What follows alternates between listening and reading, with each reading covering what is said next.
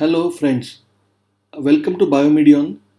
My name is Dr. Rahul Kamath, and I am speaking to you about something which I think will be very useful to you. Uh, Let me talk to you about some study tips. As you are sitting at home mostly, I would believe. Now, couple of things which will be very important for you uh, when you're doing self-study. You need to understand the whole extent of what is it that you need that you are basically going to cover. Um, this thinking is mostly done for you by the instructors when you are in a frontal teaching setup. But when you're on your own, when you're studying, it's very important for you to know the the difference between must know, should know, and nice to know in the syllabus. So there are topics in the syllabus uh, which you realize that they have been asked repeatedly. They have to be mastered. Okay, so if you are a student of medicine and you know that myocardial infarction is like the key topic in cardiovascular disease, it's a must know topic. Okay, so there are topics like that everywhere, there are concepts like that in every subject, every discipline.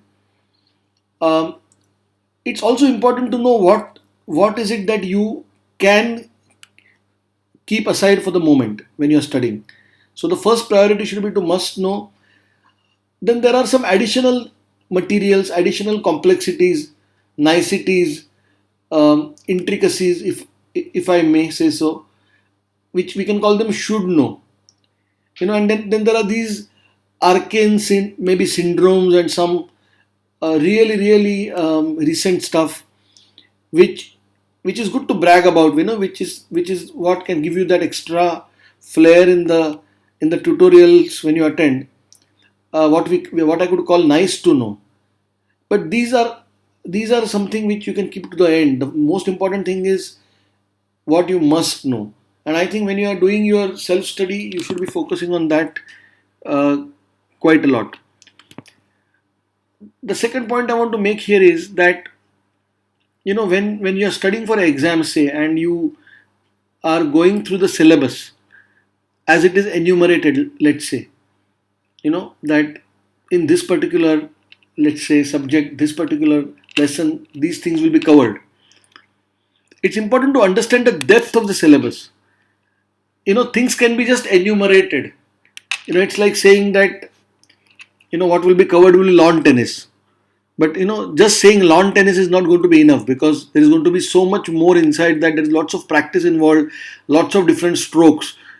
Whether it's clay court or whether it's the grass court. So unless you really understand the depth of the syllabus, you will not be knowing what you have to cover. What is the way to understand the syllabus? First of all, you can look at the syllabus, what is enumerated from different textbooks. Then you realize what all is asked, what all is there to cover. You can look at the past questions which have been asked in the last, let's say, in the last 5 years.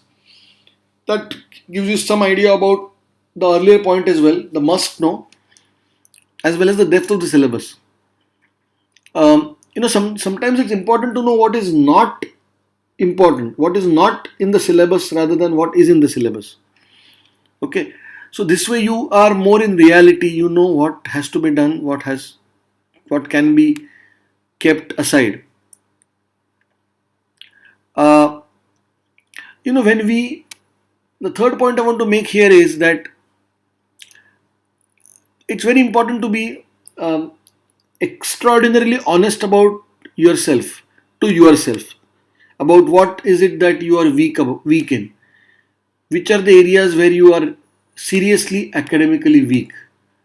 It's a difficult thing to do, really, because when we remember, let's say, when you tell your younger sibling, or when you tell a friend about some past academic performance, say when you scored a distinction or when you maybe topped the school exams, you know uh, you will always you will always narrate the success. But the fact of the matter is, even at that time, perhaps you you know you, your success was not entirely because of your academic prowess. It was probably because of some manipulation, maybe, or some stroke of luck, or maybe what you had studied was asked, or maybe, so the truth of it is only known to you. I would like you to be brutally honest to yourself so you know what is it that you're lacking. There is no point in being hyped about your own performance. If you know where you are lacking, you can make this required amendments.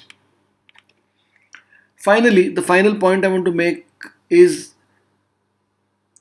be sensitive and be clear about what kind of examination you are going to be preparing for. Obviously, you're not preparing in vacuum. If you're studying for your NEET PG medical exams, then there is a format of the exam which you need to be familiar with. The format of the NEET PG medical exam will be different than the format of the final MBBS exam, for example. The exam pattern is very important. The way you study also is determined to a great extent by the exam pattern.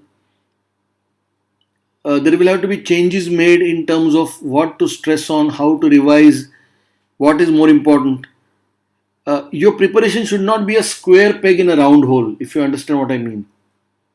Correct? So, with these few points, I'll take your leave, and I hope to see you once again very soon with the second self study tip.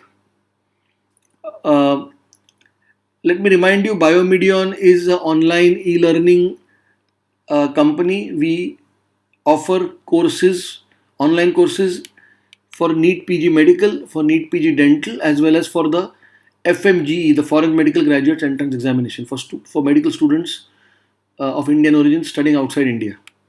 Okay, so with this, I'll see you soon. Best wishes and stay safe.